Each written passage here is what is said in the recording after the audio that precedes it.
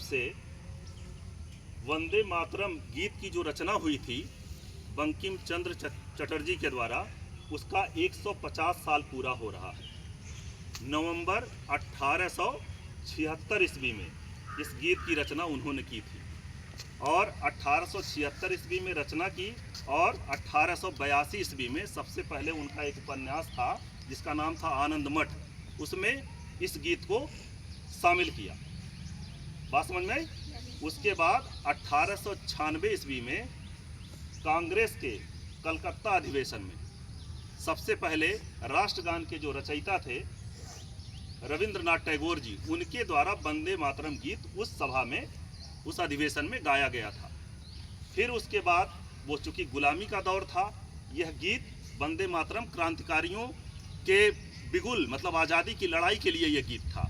राष्ट्रगान और राष्ट्रगीत में यही अंतर है, इसीलिए राष्ट्रीय गीत हमेशा किसी समारोह पे गाया नहीं जाता है, अनिवार्य नहीं है वो। तो जो राष्ट्रीय गीत है वो 1947 के पहले हर क्रांतिकारी, चाहे भगत सिंह हो, चंद्रशेखर आज़ाद हो, सभी के लिए आप देखेंगे, या पुरानी अभी जो फिल्में आई हैं देशभक्ति से संबंधित, आप देखेंगे उसमें भगत सिंह को भी साफा पहने की वंदे मातरम, भारत माता की जय। तो भारत माता की जय तो कॉमन है, लेकिन वंदे मातरम बंकिम जी की देन है। तो वो 1947 के पहले हर क्रांतिकारी का एक आवाज़ हुआ करता था।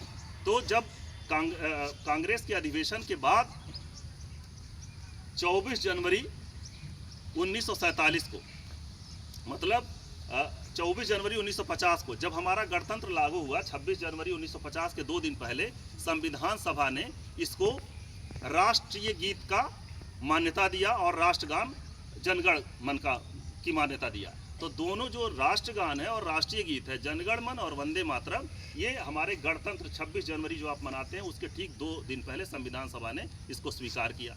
और उसके जो अध्यक्ष थे संविधान सभा के, वो राजेंद्र प्रसाद जी, उनके द्वारा ये बताया गया कि जो राष्ट्रगान है और राष्ट्रीय गीत है, ये दोनों का एक समान महत्व है, रहेगा पूरे देश में। लेकिन राष्ट्रगान चूँकि जनगण मन भारत माता की जय, वो जीवन भर भारत माता की जय, जब तक ये पृथ्वी हमारी है, जब तक देश है, वो अमर रहेगा भारत माता की जय। इसलिए आज़ादी के बाद से लगातार हम राष्ट्रगान उसी रूप में हर सामाजिक समारोह में, राष्ट्रीय कार्यक्रमों में, हर कार्यक्रम में, जब भी सामाजिक समारोह होता है, जब खेल प्रतियोगिता खत्म होगी, आपका स्काउट का कार्यक्रम खत्म होगा, राष्ट्रगान गाना जरूरी है, वो अनिवार्य है। सम्मान दोनों का बराबर, लेकिन राष्ट्रीय गीत कानूनी रूप से गाना जरूरी नहीं है, सम्मान उसका बराबर है, क्योंकि वो 1947 के पहले क्रांतिकारियों के आज़ादी का प्रतीक था। वो एक नारा था कि भारत माता की जय, वंदे मातरम। और जो राष्ट्रगान है वो जनगण मन अधिनायक जय है, वो पंजाब सिंध मतलब हमेशा हमेशा के लिए जय है, जय है। तो वो हमारे प्रेयर का एक हिस्सा है।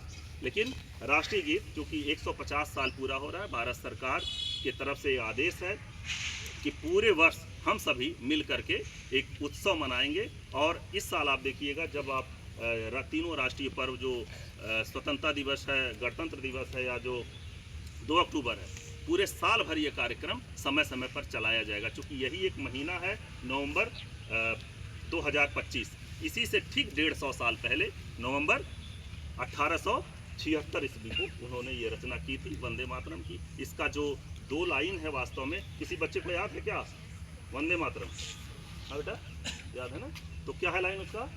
वंदे मातरम। उसके बाद सुजलाम सुफलाम मलयज शीतलाम सस्य श्यामलाम मातरम। मतलब इसमें भी आप जब संस्कृत में है, उन्होंने वास्तव में इसकी रचना संस्कृत में की, फिर बांग्ला में की, इसके बाद में अरविंदो घोष ने अंग्रेजी में, और एक आसिफ संभवतः नाम है, वो उर्दू में उन्होंने, हाँ, मोहम्मद आसिफ ने इसको उर्दू में अनुवाद किया था।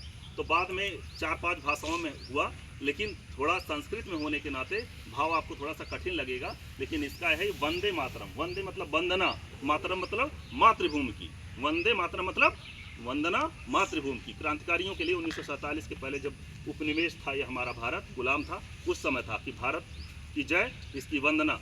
उसके बाद सुजलाम सुफलाम मलयज शीतलाम। तो सुजलाम मतलब सु मतलब सुंदर जल, साफ जल, सुफलाम मतलब सुंदर फल, फिर मलयज शीतलाम। मलय एक पर्वत है जो मैसूर एक राज्य है, कर्नाटक में एक शहर है, वहाँ पर एक मलय पर्वत है, वहाँ पर सफ़ेद धूप का पेड़ है, वहाँ से वो ठंडी हवा खुशबूदार आती है। तो उसकी कल्पना उन्होंने बंकिम चंद्र जी ने की है कि सुजलाम सुफलाम मलयज शीतलाम सत्य सामलाम मातरम वंदे मातरम। ये क्रांतिकारी सब कहते थे।